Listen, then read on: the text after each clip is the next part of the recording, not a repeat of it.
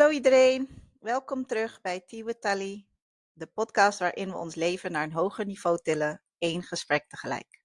Vandaag spreek ik met metafysicus, healer en spiritueel facilitator Paul Rambo, ook wel Paulo genoemd. We duiken in de wereld van intuïtieve heling, Ho'oponopono en Ala Iao, een eigentijdse healingmethode gebaseerd op Hawaiiaanse, Oosterse en andere oeroude wijsheden. Dit wordt een hartopenend en zielrakend gesprek over aanwezigheid, spirit en het herinneren van wie we werkelijk zijn. Het is in het Engels, maar laat het je niet weerhouden. Zet een kopje thee en luister mee. Hi Paul, how are you? Hey, Talita, how are you? Sawadee Kap and aloha. Sawadee ka. Long time. It's so It's been a nice to long have time. you on the podcast. Okay. I'm really excited for this conversation because you're doing some amazing stuff over there in Thailand, and we met each other a long time ago. What is it, 15 years ago or something, or I 16 think, years? yeah, we met I was officiating a sacred wedding at Nikki Beach. That was about 11 years ago. And then, I think you moved about 8 years ago from Thailand and we knew No, each other. actually, it's much longer ago because I know my daughter was, I think she was really young. She was only 3 or 4, and she's 18. Maybe she was 4, but she was amazing. And now I heard Yeah, she's even more amazing. Yeah. So that's all good. thank you. Yeah. So we go back a long way. And, I really wanted to get you on this call because I know you are doing some fantastic stuff. And you are a spiritual healer and a guru there on the island of Koh Samui and now in Koh Phangan. Mhm. And I just wanted to get a little bit of your insight in spirituality, in healing, in how we can all find ourselves and heal ourselves, perhaps even. So, could you, to start with, tell me a little bit about your background? I mean, how did you end up in Samui? You're from Hawaii, you're from LA. Right, Tell right. me, how did that happen? Well, it was very interesting because, as you might know, I'm not originally from Hawaii, but I lived in Hawaii for 30 years. And then when I first moved to Thailand, I was going back and forth for the first 8 or 9 years, and I kept a car in Hawaii. And what happened was I came here about 16 years ago for a visit, and I was in Chiang Mai, and I just fell in love with it. I mean, I practiced Buddhism when I lived in California, former Japanese Buddhism, Nichiren Daishonin Buddhism. And it just spoke to me and it really called. And I was walking around 5 in the morning and these beautiful temples were open and had gold and all these ancient relics that were inside. And it just really touched me. And it was similar to the feeling and the awareness I had when I was living in California and got called to Hawaii. So basically, what was happening was that I had a very nice position. I was officiating a lot of weddings in Hawaii, and I have a minister's license in America, in Hawaii rather. And I had a job. I was a career counselor for a vocational training school, and I was the boys counselor. And I would teach leadership skills, and I would teach actually meditation, and actually something we'll go into, which I call spiritual connection. And the kids were having very prolific experiences. Our graduation level was up. In fact, we were the number one center in all of the schools. There's 125 across. Anyway, my job kind of ended quickly, and I had gone to to Thailand, and it was very interesting. I had gone out, and this is a true story. You might find it interesting because I kind of met you around the salsa family over here, and you're a salsa teacher. And I went out to go dancing, and I went to do salsa.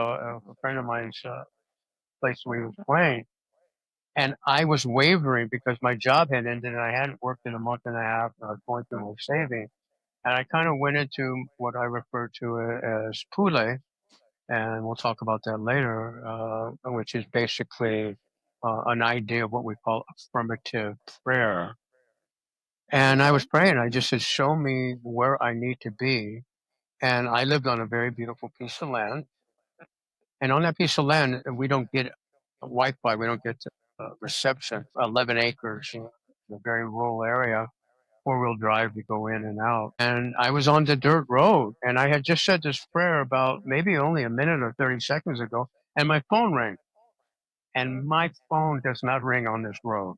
And it was my buddy in Thailand, and he had experienced my work when I came to visit him. We did a trade, and I call my work Ala Iao, Spirit Soul Connection. And he works with the shadow self, and I work with the spirit self. And he said, "Look, I have this retreat center that I've built, and I'd like you to be a part of it. And I have a place for you to stay, and you don't have to pay rent, just kind of make a contribution towards food. And we have people that are cooking all the time." And then my phone rang, and it doesn't ring there, and it was him, and he was inviting me to Thailand right after I said this prayer. So I thought, Wow. okay, the writing was on the That's wall. Let's amazing. go. So I went. I had Yeah, a of wedding course. I had a wedding to officiate in Washington D.C., and from Washington D.C. I flew out to Thailand. Uh, now Wow. And you I've never been left. never left. I've been here 15 years now. Wow. Yeah, that's amazing. So, what have you been doing in Thailand till now? I mean, you do officiating, but I've seen some things pass by. You do spiritual healings, you do sessions with people, you do coaching or counseling. How does that work? Yeah, basically in Samui, what I have been sharing over the last 14 years is that I give a lecture at wellness centers where people are either doing a detox, they're meditating, or doing some type of yoga training. And then Mm-hmm. basically I do an introductory talk on Ala Iao, Spirit Soul Mm-hmm. Connection. And Mm-hmm. basically I explain to them what are my modalities I use to move them into a direction of more pure awareness is what I call it, by having a foundation about your own being, because as a human being, we have flaws. So basically, I bring in Mm-hmm. the concept of Ho'oponopono and Mm-hmm. spiritual intention. So basically, what it is I have a captive audience. It's an introductory. It's a complimentary to the guests that are in the wellness center. Mm-hmm. And then basically they sign up for a one-on-one session. And I periodically I see. do workshops. I've done a workshop in Norway. I've done a workshop in Malaysia. I've done a workshop in California. I've done a workshop in small workshop in Poland. So, Mm-hmm. and also in Hawaii, where I was regularly kind of creating some of my work and dividing my time between officiating weddings in Samui and doing what I refer to as the Hawaiian healing. And so in that session with me one-on-one, we are able to go very deep. A series of questions I ask, we do a number of meditations. And so now what I'm doing in Kopangan is that I'm creating that opportunity here more on a full-time basis. The wedding industry is not quite as big Mm-hmm. here as it is in Samui. So now I'm just kind of focusing more on that. And this is a very receptive type of island for a number of vegetarian restaurants, number of vegan restaurants, number of teacher trainings for yoga, meditation. Sure. So I've been making some nice headway. I'll be doing my first workshop in Copenhagen since moving here full time 3 months ago. And on September 13th, I'll be having a workshop at a wellness center here, meditative center, very, very nice place called New Earth. New Earth. Okay, that's beautiful. And I love your background, I'm a little bit jealous. So, and I need to have my cup of tea because you know how I miss the island life, right? Yeah, we miss you. You were a great teacher. Your daughter Oh, is thank great, but you. she's all grown up now. I see. She's an I amazing know. DJ. It's time for us to come back, isn't it, Paul? Yeah, it is. I would love that. I miss you guys. Yeah, I really do. Yeah. That's lovely. So tell me a little bit about Ho'oponopono and Ala. How do you pronounce it? Ala Oh, you would Iao. say like Allah, like Allah, they say. And then the I's in Hawaii are pronounced like E. So it's E-ow, Okay. A-O. So Iao. it's I-A-O, E-ow, Allah E-ow. Yeah, yeah, spirit, Ala soul Iao. connected. Yeah. Ho'oponopono is a system. First of all, Ho'oponopono means to make things right. That's simply all Okay. we're really focusing on. And the Hawaiians, they were not so much into the mana'o, the mind. and the Mhm. pu'uvai is the heart. They were into Mhm. the na'au, your intuition, your gut feeling, more of your core. So below your belly button, more of your center. Mhm. Not so much this third Okay. eye aspect where people are really spaced out and cosmic, but Mhm. Pilates, yoga, Tai Chi, it all comes from your core. So we get more in Right. touch with that using your intuition.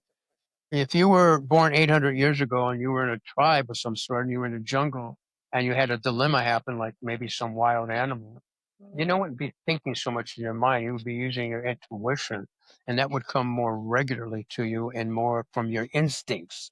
So you'd be able to use more of your instincts more than your mind. Because the Hawaiians believe that the Mana'o and the Pu'uvai play tricks on you. Drama, trauma, I I can't live see. without you. So they were very much into what they call the Na'au. And then the other is more of a kind of a complex situation, but it's actually there. If I could take the time to explain just a little bit, it's called the Uhani, which is your ancestors. So science has proven that energy never is destroyed. It's just subdivides. Mhm. You can never destroy energy. And you're nothing Right. but energy. Atoms, neutrons, and molecules, all they do is subdivide. So you're the subtotal of all the energetic aspects from your ancestors, their prayers, their Okay. meditation, whatever it may be that happen. They come into this realm with you, which what some people call like the progression of karma from a family ties. But what we're looking at is more of the aspect that it comes from a positive nature, and that's how I use it. Pono is Right. where we're trying to go. Pono means good, correct mind Mhm. thinking, goodness, kindness, graciousness from your heart. And pilikia is negative, incorrect thinking, judgmental, critical. So the Hawaiians believe that either you were Pono, good, Okay. kindness, or pilikia. There's nothing in between. And once you realize that, you shift. So what we do is we have a mantra. This is the newer version of Ho'oponopono, and there is an Mhm. ancient version of Ho'oponopono, and I kind of tie them in together. Oh, tell me about that. Ala Lu was the Mhm. forerunner for Ho'oponopono in the last maybe 15 years. He studied with a lady by the name of Mona Simeon, and that's who I Mhm. studied with actually in Hawaii. And basically, he came up with this idea of clearing always whatever you see in someone or they're going through something, it's inside you. So what he does is he Wow. looks to clear the energy that you have on that. So if someone is very negative, and let's just say they're, very arrogant and Mhm. they're complaining and there's a lot of BS around their energy level, Mhm. you have to see what's inside of you that's reflecting that and clear that. Because what Wow. Ho'oponopono does is take 100% responsibility Mhm. for whatever's happening in your life. So if you have this person in your life, you brought them in your life for a reason. So you're a Right. reflection of that, and you begin to clear. He came up with the verse of Oh, okay. So you brought that energy into your life? Ho'oponopono is about taking 100% responsibility for Yes. whatever is happening in your life. Right. So that could be, I mean, that could be difficult for some people to accept, right? How do you accept that reality that you are 100% responsible and what can you do about it? Well, what you could do is you can look at when you do these four statements, you can forgive yourself for thinking you're better than them. You can forgive yourself for Mm, thinking that, oh, they're just a BS person or they're arrogant, idiots. or they're a narcissist. So you just forgive yourself for the thoughts you have Mm-hmm. around that. Mm, So when the thoughts are around that, you're not holding on to any of that energy. So many times, like one of the things that I share with people that I teach is the idea you're trying to clear the subconscious because we all have triggers. So a lot of times the sure. subconscious is playing the role of the victim or the narrator or playing the leader that I'm somehow could get to judge you. Somehow I get to be in the driver's seat. Where really what you're looking to do is just accept the person at their level. Doesn't mean you have to be their best Mm, friend, but it means that I don't have to judge you. I don't have to be critical. I can love you as a human being, but just move on in my own direction. What Right. we do is, when you say, I'm sorry, please forgive me, thank Mm-hmm. you, I love you, it just clears the energy. It just clears the energy. Now, Mona, who was considered the diva or the queen of, she didn't use these four statements. So she was more of the ancient version. And what she was Okay. really more about was being Pono. How can you be Pono? That's all we're talking about. So I kind of go into both, and I'll give you a quick little example. So when you Yes, please. function from Pono, when you're trying to be Mm-hmm. what I refer as like a Hawaii is called aloha. And aloha means love. So how can you be more loving in that moment? And how can you That's begin to beautiful. create a lifestyle that's built around what we call kalana is the law of forgiveness. Now, there's many things that I cover, but in metaphysics, there's principles that are functioning in the world the same way sciences function, the same way as medicine functions. So if I say 2 plus 2 is 4, that's a mathematical principle equation, and you call it a truth. Right. If I Right. take a bottle and throw it up and it comes down, that's the law of gravity. You call it a scientific principle and it's a truth. So what we're Right. saying is there's metaphysical principles that have the same ability to be truth, but we're never taught them. So we're never taught Mm-hmm. spirituality. We're taught practicality. Right. So when Don't people equate religion to spirituality? a lot of times that's very true, but before there was religion, there was spirituality. There weren't churches Sure. always. People lived in villages and stuff. So spirituality and religion are quite different. What I'm talking about, when you're Pono, when you're practicing Right. Pono moment by moment, minute by minute, hour by hour, day by day, week by week, month by month, your RNA, your brain structure begins to change. And what happens is your character, your innate nature, your inner being begins to shift into more of what we call your authentic self. So for instance, like Wow. one of the ways in which I tell people to practice Ho'oponopono, because it is a really simple mechanism, and a lot of people they don't. It's so simple they don't go deep into it, but it's deep once you practice it. So let's say something happens and it triggers you, and you have an emotional charge around it. You might not Yes. have time to notice where you're getting hot hands or a hot head or a chest, but Right.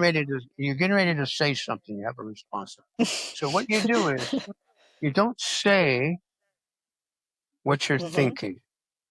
You think about what Mm. you're saying. Is it Pono, Mm. kind, loving, Mm-hmm. graciousness, encouraging, supportive, or is it Pilikia?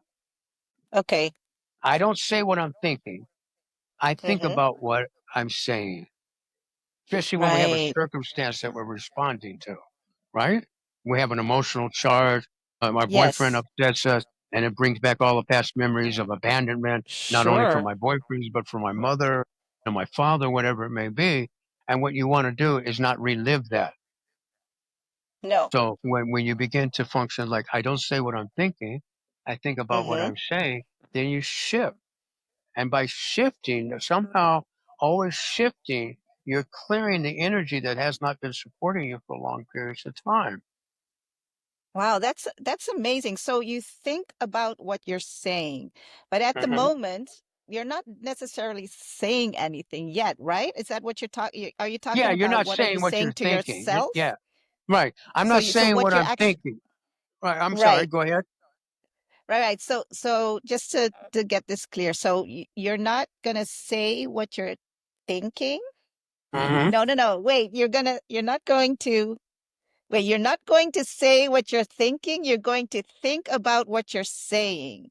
Right. So is that what you're saying to yourself in that moment In of that moment of intense time. emotional Right. right, I might want to respond from a past memory. Okay. So someone right, triggers you, like road right, rage, right? Like road rage. That's a right, pretty right, easy. sure. Right. Someone So cuts you off in traffic or something and you're like, yeah, yeah. So what you're what saying, I'm not a going to say I'm beep. thinking you ache la la la la you blank blank butthole Right, whatever, right? So that's not encouraging. So what you say is in that moment in time. Okay, right. what's supportive? Okay, you need to go somewhere. I'm going to let you go. or Right. I choose not to be in your frequency. I choose not to let myself be that way. Because what Wow. we're looking at character, we're looking at your character. What kind of space do you want to hold? Because see, that's why religion Sure. doesn't work for modern people because it doesn't hold. It's 2 I hours on a see. Sunday, and there's 124 hours out of the week, and you're only going to church for 2 hours, so it doesn't hold. Your Sure. responsibility is to be spiritual day in and day out, to be a person. Yes. That's why monks hold energy for long periods of time, because they're in a monastery and they shave their head and they wear an orange robe. It's to hold the space. It's to Yes. hold the intention. So when you're Pono, you're holding Mm-hmm. that space, so you create more what we refer about the law of attraction, right? You know, Wow. That's amazing. you start to have more synchronicity in your life where you're thinking something and you go and there it is because you're in the flow. You're in the zone, as they say. Right. So then when you're thinking about what you're saying, so what you're actually saying to yourself in that moment, and you choose, basically you're going to choose consciously if you're choosing Pono or what again? Pilikia, or Pilikia. Pilikea. Pilikia is negative. Yeah, right. Pilikea. Okay, I'm learning a new language here thanks to you. So that's lovely. I love learning languages. Okay, Yeah. so you're choosing consciously in that moment. What is the consequence then of choosing Pono? What does it do to you internally in your own spirit? What it does is it releases the energy you're holding, which gets stuck in your body. So many times when you're saying, I'm sorry, please forgive me, what you're doing is you're saying it to your subconscious. And then your subconscious shoots it up to what we refer to as your superconscious. Mm-hmm. Superconscious is then connected to divinity, whatever divinity may be for you, the Mm-hmm. divine. And the divine shoots it back down to the superconscious, to the conscious, back into the subconscious. Now that's a Subconscious. little more complex. You need to be sitting with me where I have charts where I begin to show you what it is that we're doing. You know, Okay. Dr. Lou, this is well documented. You can Google it. Dr. Lou was a psychologist, and when he was a psychologist, he was brought into a criminally insane mental institution in Honolulu, Hawaii. Mm-hmm. So criminally insane, not only are they insane, they're violent. So they're heavily sedated, they're on Sure. medication, there's nothing for them to do. Morale at the job was bad. Absenteeism was quite large within the staff. Most of all the inmates were drug orientated or they were sedated quite heavily. So he came in and they were like, oh, good, we got a new psychologist. And he'd go into the office and he was like, oh, okay, he must be reading the files about him so he learn how to work with him. But after a month, he never came out of the office. He just kept on going in the office every day. And so Okay. basically, after 2 months, the energy in the place began to shift. People began to become more complacent. Wow. People began to become more active. The medication was subsided. Activities were brought back into the wards where people can go outdoors and play basketball, or they could be in the sun. They could lift weights. They were playing games and stuff, and the morale. And so they couldn't believe what happened. And what happened was he was looking at all the cases, and whatever was inside of them, he Mm-hmm. felt and knew that whatever was inside of them was inside of him. Now, maybe they killed someone and he's Mm. not a killer, but everyone has a Mm-hmm. little bit of anger in them. Everyone has some violence in them a little bit. So he was clearing, I'm sorry. Please forgive me. Thank you. I love you. So he No calls it kidding. zero limits, holding no energy in your body on Wow. certain aspect. So it is as simple as it can be, but it can be as complex as it can be because you do not have to understand everything in order to know that it works. That's what's beautiful That about is life. amazing. That is so beautiful. And that sounds like so powerful. So everything is basically energy. And when you know how to harness that frequency, you can basically change your whole life. You can change the whole world even. Exactly. You kind of said it. I mean, if you look at some of the examples, look at Mahatma Gandhi. He changed the nation by practicing nonviolence. It's a spiritual concept. It's not a book concept. It's a spiritual concept. Nonviolence. So while people were acting violent and beating them, they didn't do it. So eventually society caught on, and it didn't work for them to be violent against nonviolent people. Luther King was the same way. These were great men. So how can we start practicing that more? Like here in the Western world, we're very easy and quick to react to certain, like you said, triggers or to each other.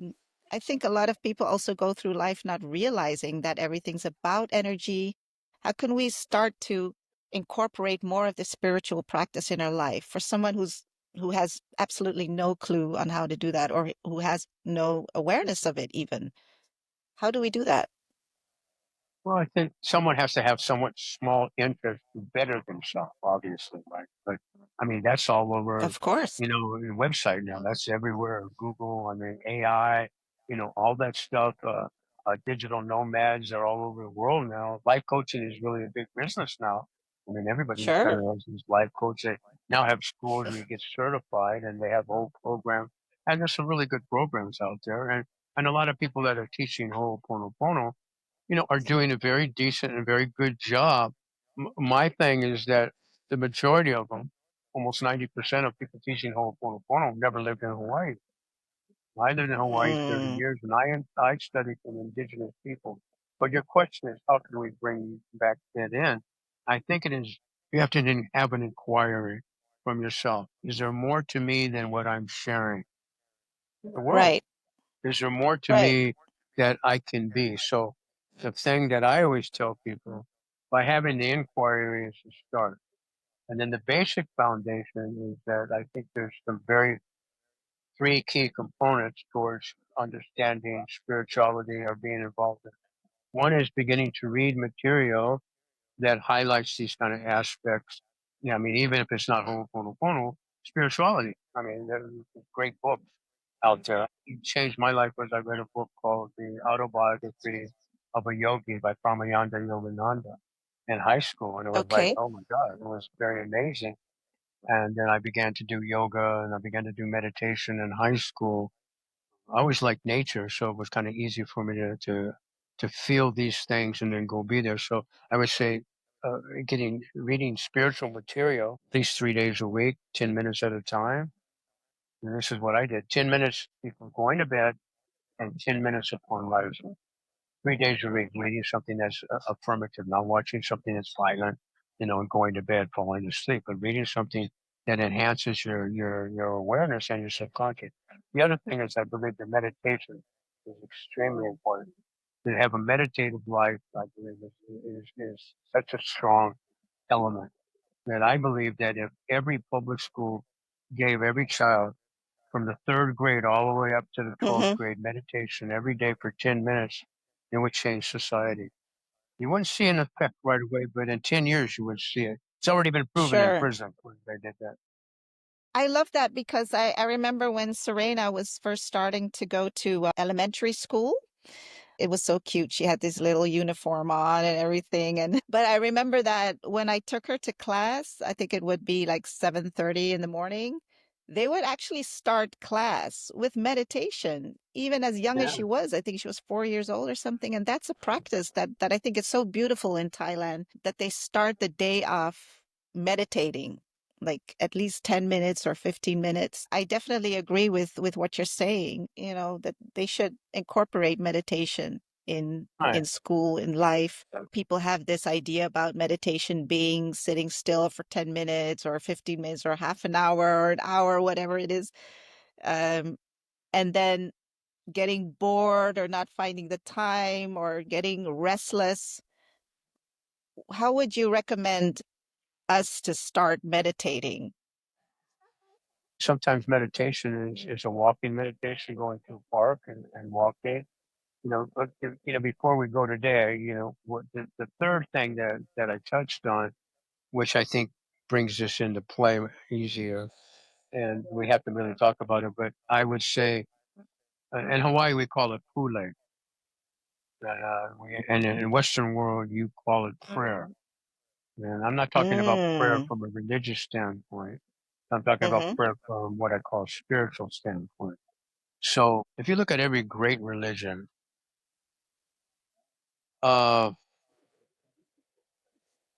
they only have one thing in common. I mean, if people practice true religion, there'll be world peace. The Quran doesn't teach you to drop a bomb. The Bhagavad Gita doesn't teach you to have a war with each other. The Bible doesn't teach you to shoot your neighbors and stuff. And, none of the religious sectors, teach you any of that. But they only have one thing in common. And that one thing that they have is the power of prayer. That's pretty unique. Mm, Zen and Buddhists don't believe in God. wow. They don't believe in God, but all they do is pray. They have millions of scrolls that are based around prayer. So they're based around Wow. prayer, which is more from a spiritual standpoint. And so basically, the components that I teach are what I teach as 5 components. One is that, whatever it is you believe in, do you call it Allah, Jehovah, Buddha, Divine Mother, Great Father, whatever it may be, there is some type of universal presence that actually runs the universe. And in running the universe, that is a mechanism that I call the omnipotent, the Mm-hmm. omnipotent, and the omnipresent. And it's always there. I call it spirit God. Number 2 component is that you must be connected, else you could not even think about it. Therefore, this and you are one. It's inside of you. God is inside of you. Spirit's inside of you. Buddha's inside of you. Jesus is inside of you. Created in the image and the likeness of. That's inside of you. That's where it comes from. So that's Sure. spirituality, which we're saying. So one is the identification of the unique presence, and you must be connected, and else you couldn't think about it. Number 4 is the prayer itself in the affirmative. In the affirmative, else you could not really think about it. You don't Right. please, maybe. It's like affirming. In this moment in time, I begin to have successful relationship with my father. All the times that I was in the past where I was negative and I was judging, I now move past the limitation of that. I move into the present time where I'm loving and I'm kind. Number 4 is what we refer to as quantum physics, is that anything is possible. So you accept it as is. Number 5 is hard for people. It's called release and let go and let spirit run the show. So one of my Mm-hmm. mentors and friends is a man named Michael Beckwith, who I knew growing up in the days in California. And he's quite an amazing spiritual. We both come from science of mind Mm. background, which was Ernest Holmes' teaching. Wow. He took a little bit of Christianity, a little bit of Zen, a little bit of Buddhism, and a little bit of Hindu, and he rolled them all into one and gave you science of mind. So both Michael and I have this Yes. foundation that we launched Mm-hmm. from. And he's a little more God orientated than me. I'm a little more, I call it spirit soul. But Sure. basically, it's the 5 components of prayer. He teaches the same thing that I teach. And that's really amazing that you would bring that to the forefront, about prayer being actually the main factor in all of these beliefs and religions. It's the acknowledgement of spirit, Mm-hmm. God, your connection. So when you're Mm-hmm. praying, you acknowledge those 5 components. I You share see. all those 5 components. Let's just say that you're wanting to manifest a job in your life. Yes. So you acknowledge the universal presence of God is within me. And maybe you Mm-hmm. say Divine Mother. I have a friend who he doesn't call God God, he calls it Divine Mother. Some people call it Okay. Great Father to Native Indians, but you acknowledge the universal presence. So I say the uniqueness of Spirit God is inside of me in my consciousness. Therefore, I'm Mm-hmm. capable of having the job that I desire. I'm capable of Okay. attracting something that's coming to me easily and effortlessly. My skills are capable Yes. to handle the position that I'm looking for in this moment in time. See, that's affirming. I'm not saying Right. please, maybe, if only. And then fourth is like, I know this is possible. I release this into the universe. I'm accepting this to come to me. And then so it is as though it shall Mm. be. And amen. Yes. Yeah. So prayer, when you do look at all these great religions and religion, if they practice true religion, it'd be great. But they only have one thing in common. And it is the power of prayer. That's so amazing. Well, starting from today, I'm going to implement this power of prayer into my life on a daily basis. Well, what I teach is I teach people to write their prayers out. Obviously, I can pray very Right. well, and also to have people pray for you. If you look at Michael, I've Okay. been around Michael Beckwith for many, many years, and I was very Mm-hmm. close with him for a while, and kind of when he was growing. After The Secret, he became very famous. One of the things that he shared with me that I think has always been very important is that you're never trying to get anything. You're only trying to receive something. Hmm. And when you put yourself in that vibration, so those are the two modalities I use. I use Ho'oponopono and spiritual connection. Those two Awesome. modalities will change your life. And then I add on more of that. But like for you, I encourage people to write their prayers out in the 5-step Okay. format. Yeah, I encourage them to Okay. So write it out. Yeah, write the prayer out. Okay, that's right, beautiful. right. And read it every day and have an altar in your home, something that reminds you of spirituality. One of the things that I teach, monks hold these virtues for long periods of time, compassion, kindness. So they're in a monastery and they wear this robe that reminds them. So I always tell people, okay, what vibration do you want to carry today? What frequency would you like to be about? Everything is energy. We talked about it. Mm. So, and Yes. having that frequency. So let's say you wanted to practice compassion. How could you be reminded all day long of compassion? Minute by, because when you pray, you don't just pray one time a day, you pray throughout the day. If you're really trying to attract something to you, you don't do it one time a day. You're not going to get Right. it. Right. Let's say I want to have compassion. I paint my Mm-hmm. nail yellow and I see it all day long. I'm going to have compassion. So when I get That's road rage, I went, amazing. oh, you're practicing compassion. You need to shut up. I Right. love that. I love Yeah. that. That's such a good one. So you would have a reminder or an anchor basically to constantly bring you back to your intention. You want to anchor. Because some people are not going to remember, so that's what Michael and I both do. I give a lesson plan. That's what my work's really about, is I give you a lesson plan how to enhance your life. And that lesson plan is like, it's solid and it's intact. So I always encourage people to practice what it is I'm sharing. Sometimes I say 4 sessions are very good, but normally some people get one session and, basically that can hold them for quite some time. Right. Yeah. No, I absolutely love this because a lot of times we're focused on achieving, on being successful, on making money, or improving our knowledge, improving our brains, and we're not grounded enough in really our souls or focusing on our spirit. And if I speak for myself, I think that that's one of the things that usually takes the a lower place in my priority list. But I think after this conversation, I'm definitely considering it to move it up a bit higher. Well, I think that would be a good thing. The thing you said is really beautiful, like your soul. I believe that you're a spiritual being living a human existence. Therefore, in Ho'oponopono, we Sure. forgive ourselves for our humanism, built around Kulana, the law of forgiveness. So how are you living Right. passionately? And how are you living from joy? Those are very important. Spirit, soul connection. I believe you're a spirit connected to soul. Some people reverse it a little bit, but it's really the same thing. It doesn't matter. Right. So if you Right. call God spirit, that's okay. If you call God soul, that's okay. Mm. Because it is this higher divinity that the Right. vibration is what you're not identifying with some man pie in the sky. You're identifying with the vibration and the The frequency. vibration, the energy, Right. right? The Right. frequency. So That's what so it's I really say, about. right. So how do you feed your soul? That's Right. what I'm sharing. So if your soul and it needs to grow, how are you watering it? How are you making it Sure. blossom? Are you giving it spiritual awareness through reading, your spiritual meditation, your spiritual prayer? So that's how you make it grow. Right. I feel so much more calmer now that I've that I'm having this conversation with you, and especially looking at your background, the palm trees. Yeah, I love it. So, no, I've learned so much in this conversation. I'm very grateful for you sharing your knowledge. How can people see more of your stuff? Are you posting anywhere? Do you have a Yeah, I website? How don't do can a we lot reach of you? posting. I'm really good one-on-one, so I meet people quite Sure. a bit. I do some free talks. But you can find me and reach out to me and send me a message. I do complimentary consultations for 15 to 20 minutes to see if my work Uh-huh. would benefit you. I'm on Okay. Instagram at Your Spiritual Life Coach. Also at Facebook. That's called Aloha Healing with Paulo. Aloha Aloha Healing with healing with Paulo. Paulo. Okay. What does Paulo mean then? It just means Paul in Hawaiian.